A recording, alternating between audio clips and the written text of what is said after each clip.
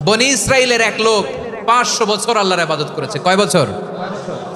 কোথায় জানেন? সাগরের মাঝখানে এক পাহাড়, ওই পাহাড়ের উপরে বসে 500 বছর টানা আল্লাহর ইবাদত।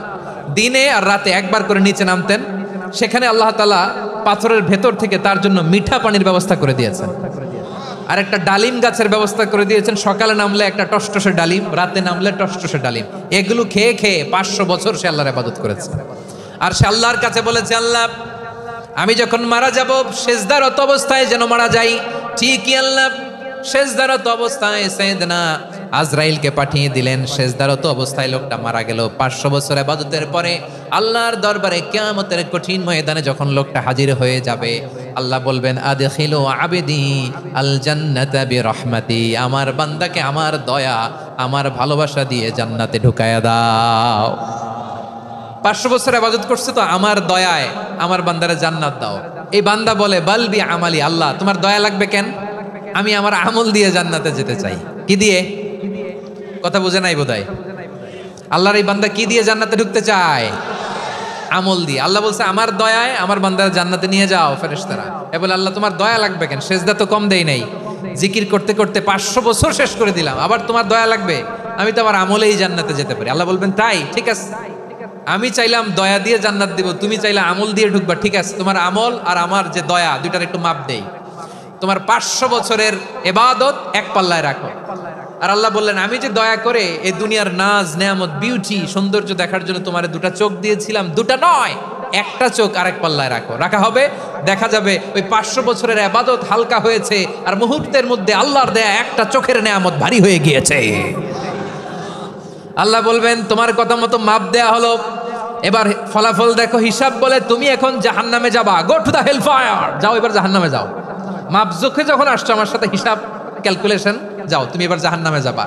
এবার লোকটা কাচুমাচু করে বলে আল্লাহ আমি বুঝি নাই, আল্লাহ আমি বুঝতে পারি নাই, খেয়াল করি নাই, তুমি আমারে ক্ষমা করো, তুমি আমারে মাফ করো। ও আল্লাহ এবার আমি টের পেয়েছি, এবার আমি বুঝতে পেরেছি তোমার দয়া ছাড়া দুনিয়ায় কেউ জান্নাতে যেতে পারবে না, কেউ পারবে না। আল্লাহ বললেন ওরে গোলাম তুই তো কিছুই ছিলি না, অস্তিত্বহীনতা থেকে তোরে অস্তিত্বে আনলো কে? ওই ছোট্ট শুক্রাণু থেকে মায়ের পেটে 9 মাস তোরে খাবার দিয়েছে কে? আবার সুস্থতার সাথে দুনিয়ার বুকে তোরে ডেলিভারির ব্যবস্থা করে দিল কে? আবার তোর মায়ের বুকের ভেতরে 2টা খাবারের লাইনের ব্যবস্থা করে দিল কে? আবার তোকে শৈশব পেরিয়ে কৈশোর পেরিয়ে তারুণ্য, তারপরে যৌবন, এগুলো দান করলো কে? তার চেয়েও বড় কথা, পাহাড়ের মাঝখানে সাগরের মাঝখানে 500 বছর ইবাদত করার শক্তি তোর গায়ে দিয়েছে কে? এই সাগরের মধ্যে লোনা পানি লবণের পানি মুখে দেয়া যায় না, সেখান থেকে আমি পাহাড়ের ভেতর থেকে মিঠা পানির ব্যবস্থা করে দিলাম। ওই জায়গায় তোরে রিজিকের বন্দোবস্ত করলো কে? সকাল বিকাল 2 বেলা টসটসে ডালিম খাওয়ার ব্যবস্থা করে দিল কে? তোর আবদার ছিল আল্লাহ আপনি আমার সেজদারত অবস্থায় রুহু কবজ করবেন, তোর শেষ আবদারটাও পূরণ করেছে কে?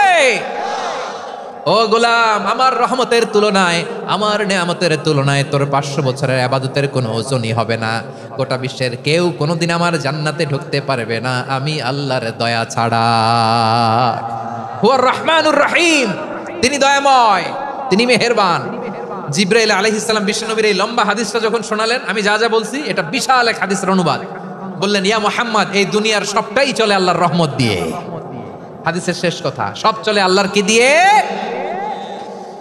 তখন বিশ্বনবী সাহাবাদের বললেন ও সাহাবারা শোনো, আল্লাহর জান্নাতে কেউ কোনোদিন প্রবেশ করতে পারবে না তার রহমত ছাড়া।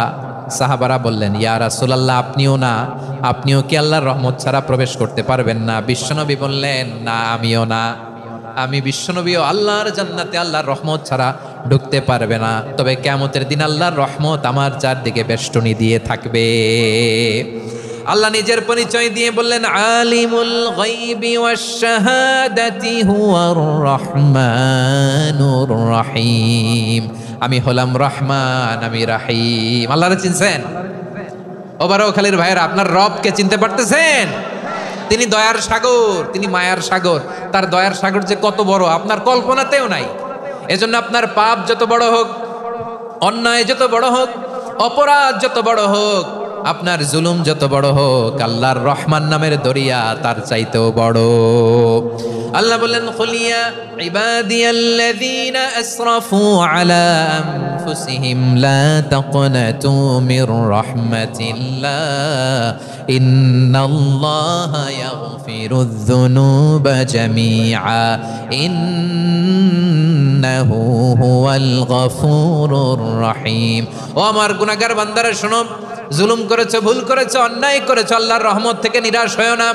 আমরা বিশ্বাসীরা কঠিন কালে আল্লাহর রহমত থেকে নিরাশ হব না, ঠিক কিনা বলেন? আল্লাহর রহমত থেকে নিরাশ হবেন? ভুল করে ফেলছেন, আরে ভুল তো সবাই করে, পাপ হয়েছে, আরে পাপ তো সবার আছে, আপনারা সবাই পাপী, সবাই পাপী।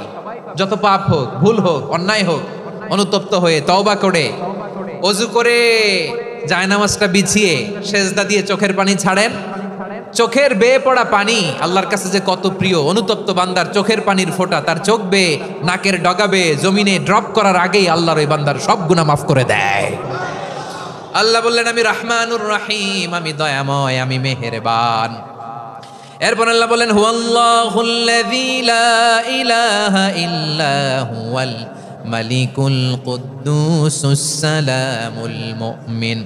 ওয়াল্লাহুল্লাযী, তিনি এমন আল্লাহ, লা ইলাহা ইল্লাহু, তিনি ছাড়া কোনো ইলাহ নাই। আল মালিক, তিনি হলেন আল মালিক। দুইটা শেষ, আর রহমান আর রাহিম শেষ। এবার আল্লাহ 3 নম্বর গুণবাচক নামের পরিচয় দিচ্ছেন। আল্লাহ বলছেন, আমি হচ্ছি আল মালিক। আমি কি? মানে সম্রাট। আল মালিক মানে হচ্ছে the king, the king of kings, সব রাজার বড় রাজা, মহারাজা।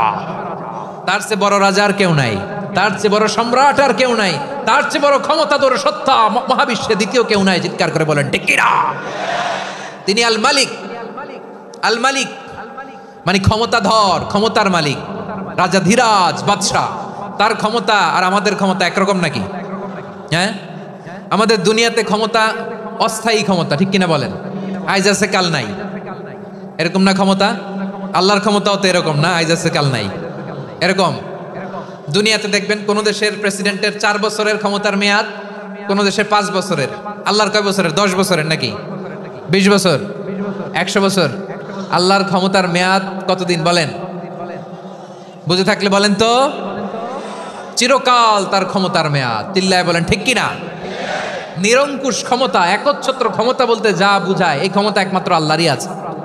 আমাদের ক্ষমতার জন্য আমরা ডিপেন্ড করতে হয়, ওর ডিপেন্ড লাগে, ওই জনমত নেওয়া লাগে, ওই জনগণের কাছে যাওয়া লাগে, ভোট চাওয়া লাগে। এরা ভোট দিলে এরপরে আমরা আসবো, ঠিক কিনা? আবার জনগণ না চাইলে আমরা নাই। আল্লাহর ক্ষমতা কি এরকম? হ্যাঁ, আবার দেখবেন দুনিয়াতে ক্ষমতায় যাওয়ার জন্য জোট করা লাগে। জোট, জোটের রাজনীতি আছে না নাই? জোট হয়, শরিক হয়, এই হয়, সেই হয়, নানাভাবে দুনিয়াতে ক্ষমতায় আসতে হয়। আল্লাহ বলে, আমার ক্ষমতার জন্য কারো উপর বিন্দু পরিমাণ আমার ডিপেন্ড করা লাগে না।